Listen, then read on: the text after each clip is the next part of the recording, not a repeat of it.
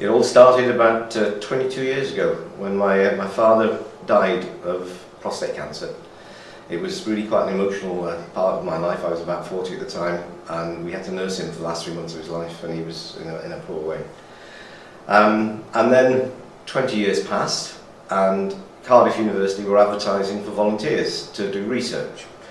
So, because my dad had died of it, and because I was fit as a fiddle, I was running 4 miles a day, I was nothing wrong with me at all. I thought, well, okay, I'm going to go. My hubris was such, I was going to demonstrate how not to get prostate cancer. But the basic motivation was all about, my dad had died of it, anything I can do to help other men not dying like my dad died would be a tick in the box. So that's why I got involved in clinical research. It was an interesting experience, and at the outset it didn't inconvenience me at all. It was absolutely fine. The first bit involved being interviewed in the GP surgery.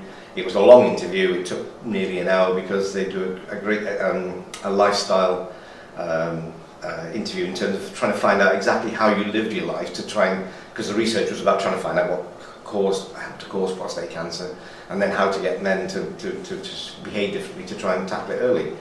So it was a lot of to and fro, but then blood tests. Well, that didn't hurt at all. It was the blood test that came out. So that part of the research was absolutely hunky-dory. The next part of the research did get a little bit more intrusive. Now, I told you I was fit as a fiddle. I was going along for altruistic reasons, just to help research. And one of the tests that they did in that blood test was called a PSA test, prostate-specific antigen. And mine was high. Mine was 4.1. It should have been less than 3 for a man of that age. And this is where it became emotional in terms of difficulty for me as part of the research, because up to now everything had been fine. But I got called back in and said, Mr. John, your PSA is outside the normal remits of the parameters that we use. We'd like you to have a biopsy. So I said, well, what does a biopsy involve? And quite frankly, when it was thoroughly explained to me what the process of the prostate biopsy was, I was quite frightened, if I'm honest. And the emotions I went through at that stage were fear and quite upsetting. But to cut a long story short, while that part of the research was a little bit more trialing, it saved my life. Because what happened over time, it wasn't immediate, but because I had IPSA, because they did a biopsy, the first one showed 2 areas of suspicion. Keep coming back for PSA tests until, if you have a problem. PSA went down. It was 4.1 on the first one, it went down to 3.8, 3.5. If it had been less than 3, I would have even been called back in the first place. So within the parameters and the weaknesses of the PSA test, I would have thought I was fine. So although I was supposed to be having PSA tests once every 6 months on the instructions of Professor Kynaston from Cardiff, I left it for a year. I was getting blasé. I was fine again. In the end, my wife nagged me and I went back, and my PSA had jumped to 7. And then the second biopsy picked up Gleason 6 prostate cancer in 3 of the samples. So we're wandering away from the research a little bit now, because this was the great outcome of the research. I found I had early stage prostate cancer. I got given then the choices of what treatment I wanted, and I wanted robotic treatment. And it's outside the realms of research, but there was a lot of non-evidence-based opinion voiced about this robot, about why Wales didn't have one and England had 35. And I'd done a lot of reading about this robot, and I wanted to have this robot. And so I actually paid nearly £13,000 to go to Bristol to have it done in an NHS hospital in England. And I live within 5 miles of the border, would you believe? So, to cut the long story short though, the outcome has been absolutely brilliant. This is now 7 years ago. I'm fit as a fiddle, I'm running 4 miles a day again, and my quality of life is absolutely perfect. It's like I've not had an operation. Everything is working absolutely fine.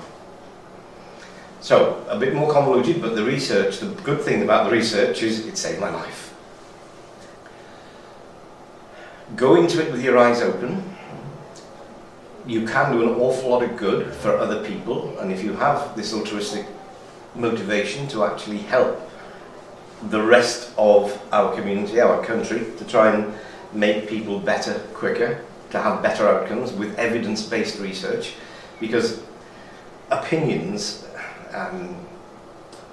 when I was first diagnosed, I took 3 opinions from very high-flying neurologists, and I got 3 different pieces of advice as to what treatment I should get.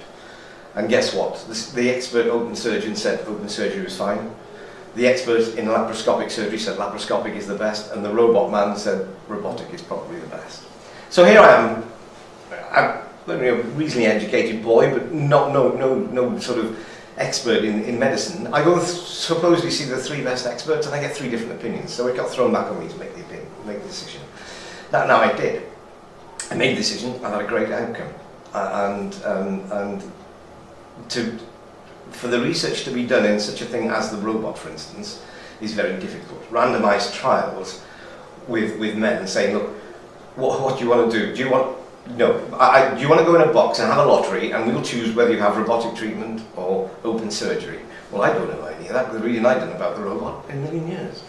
And my personal outcome from the robot was so phenomenal. I was in on a Tuesday, discharged on a Monday, discharged on a Tuesday. The catheter came out 14 days later, and within everything was working pretty well from the day the catheter came out, and 3 weeks later I started jogging again. 6 weeks later I was back to running. It's an amazing recovery. As you know, if you have open surgery, you're banged it for the best part of 6 or 7 months while you recover. So research can be absolutely invaluable in helping the medical profession do better things for their patients. So if the patients are thinking the medical profession can't do that unless you've got people who are prepared to volunteer to do the research. Now my outcome in particular was actually phenomenal because it found something that I had no idea. And the trouble is with prostate cancer, most men know nothing about it at all. Even though it kills as many men as breast cancer kills ladies, basically, men don't know anything about it, and they aren't told either, which is really quite interesting. So what I do now is I volunteer for a charity called Prostate Cymru, and I am very active in going out to the workplace, explaining to men the pros and cons of the PSA test, that it's not 100% accurate, explaining to them that the emotional side of the trauma that I went through as I went through my process, and a huge but, my outcome is a perfect quality of life. And my urologist at the end of the day was really optimistic. He said, "Di, you're probably cured now. Something else will kill you now." Wonderful, says me, but there you go. That's the way it is.